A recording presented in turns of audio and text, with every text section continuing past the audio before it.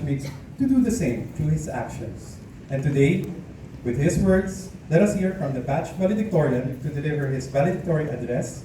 Let us give a warm welcome to Mr. Nathan Gordon T. Orencia.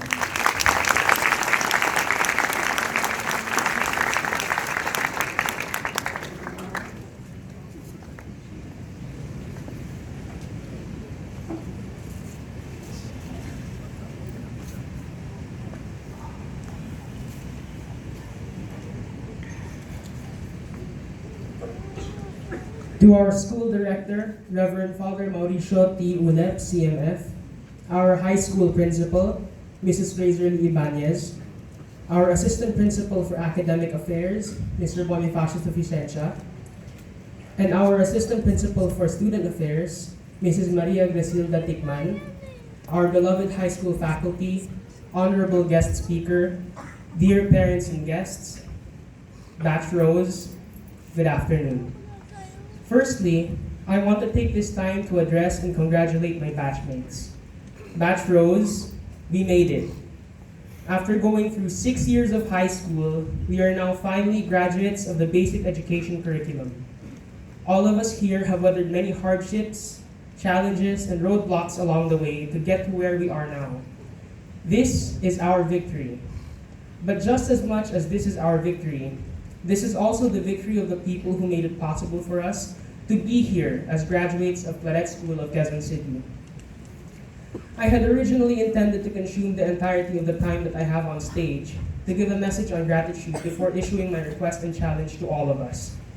However, as I was editing my speech earlier this morning and after much thought, I have decided that I do not have the right to speak on gratitude without first expressing my thanks to the people who helped me and all of us here at Batch Rose to achieve this honor.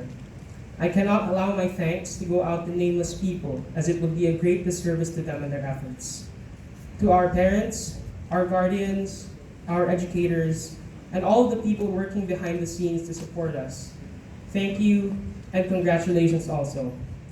After working countless hours, you have seen your sons, wards, and students through high school. Everything that you have done for us from the time we were born until now, that effort has finally borne fruit. I know it has not been easy for any of our parents and guardians here, as I see my own parents work their hardest to provide for my sister and I. For some of our parents, providing a quality education and sending us to this school means working away from the comfort of home and the presence of family as overseas Filipino workers. For other parents, sending us to school means sacrificing family time to work just so that they can make ends meet. The sacrifices that you all have had to make for us are now bearing fruit. We are eternally grateful for your love that would drive you to go to such lengths to help us to achieve a better future in our dreams. To my family, mom, dad, Atsi, all my aunts and uncles, especially Auntie Diana, Auntie Nat, and Auntie Les who are here now, and to my angkong and ama who have now passed, thank you. As we recount our first experiences in Claret on this momentous occasion, the culmination of all our efforts in high school, we must give thanks to the people who welcomed us, guided us, and taught us what it means to be Claretians, whether they be teachers or friends. Although I don't think he might be here, I want to thank last year's high school principal, Mr. Blando, for first extending me to the great privilege of becoming a Claretian last year, and Ms. Magpayo, our school registrar, for welcoming me as a Claretian and for her necessary work in keeping the school records. I also want to thank Mrs. Edna Manalang, in particular for her wisdom. Her excellence and many anecdotes and life lessons have shown to us what it means to be a true Claretian. Ma'am, thank you for showing us how to be Claretians. My friends at the lunch table, despite me being new, you welcomed me into your friend group and showed me the ins and outs of Claret. You brought me out of my shell. Lapa, Japo, Kino, Sads, and Toff, and everyone else at the lunch table. You were and still are my first brothers in Claret.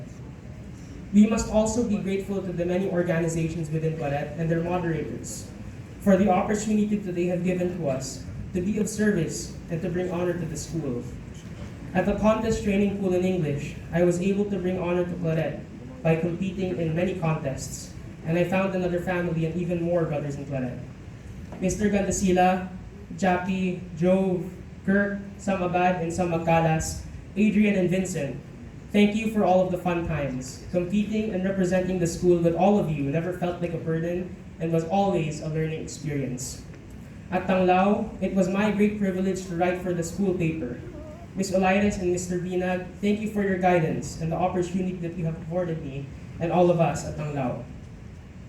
To all of our homeroom advisors, thank you for being more than just our teachers. Thank you for being our second parents. To all my homeroom advisors, Sir Gach, I got you. I got you. Manzipagan, you have always gone above and beyond your duties as a teacher for us, always being a little extra in reminding us, in guiding us, and even in expressing your concern for us. You have made me feel that someone in this school cares for me and that I have an ally. Ma'am, thank you po.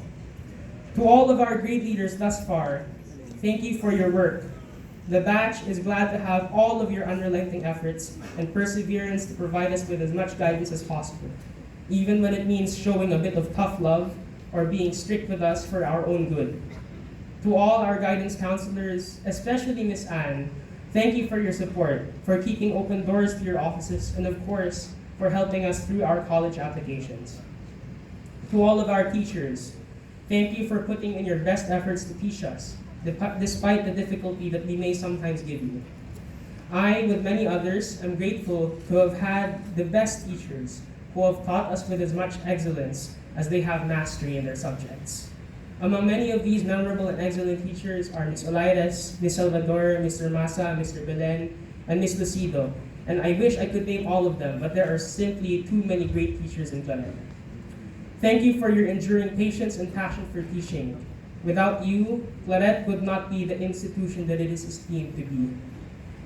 At this point, I could just take the easy way out and recount to all of you the many things that we have gone through as a batch. But I feel that our Paalam has done a better job of telling every Claretian story. These experiences are universal to us. Late nights spent working on performance tasks and studying for long tests or periodic tests, the frustration of working on a research paper, revisions and all, the difficulty of understanding a lesson when you can't seem to focus, fun times with friends, the stress of college applications, all of these have been captured in our performances last February 28th, and I could not hope to match up with that kind of energy. But with this in mind, I feel that I want to impart a message. While these experiences are universal to us Claretians, not all high school students are lucky enough to share these seemingly universal experiences. We are lucky to have parents and guardians who feed us and provide us with a quality education. Because of them, we are able to focus on our schooling, and we have the privilege of a normal high school life with these universal experiences. There are high school students out there in our nation that do not have the same privilege. Some of them work jobs to sustain their education, leaving them less time to study and to enjoy their youth. Some of them work jobs to support not only themselves, but also to provide for their families. Many of our countrymen cannot, because of their circumstances and lack of privilege, finish schooling even to the secondary level. I want all of us here to remember that our educational attainment is the product of our privilege. For this, we must always be grateful and learn to express that gratitude in both word and deed. Gratefulness comes not only when we express our thanks, but more importantly, it comes when we give back to the people who have made us who we are. Our family, our friends, Claret, our alma mater. Gratefulness comes when we use our privilege and our abundance to serve the people. A rose blooms most beautifully under the care of a loving hand. Each of us here are roses, Batch Rose, and we are nurtured by our proverbial gardeners, parents, teachers, and friends. It is because of them that our identity as roses has come alive, and so we must be ever grateful by defending this identity. We are roses, beautiful like the flower, strong like its thorns. We lose nothing by being grateful, and we stand to gain more by having a thankful spirit, as a thankful spirit multiplies blessings.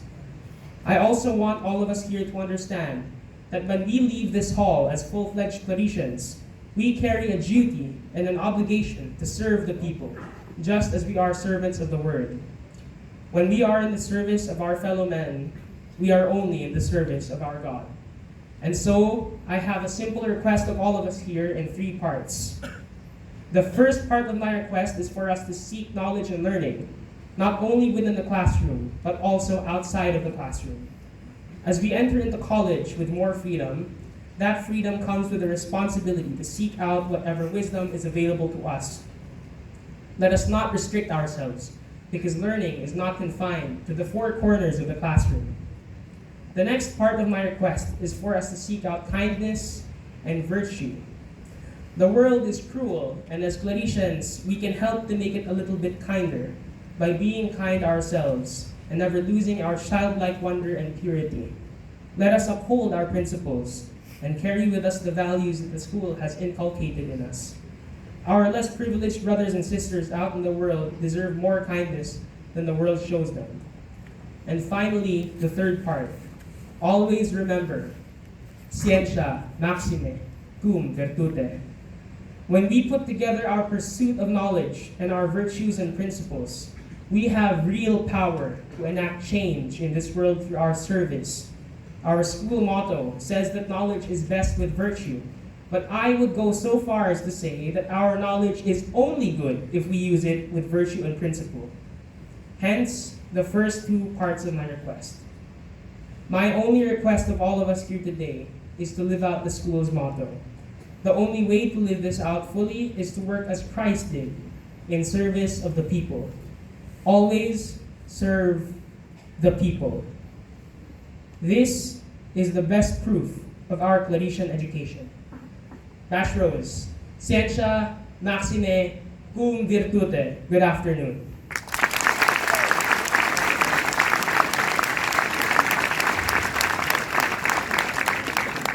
Thank you, Mr. Orencia.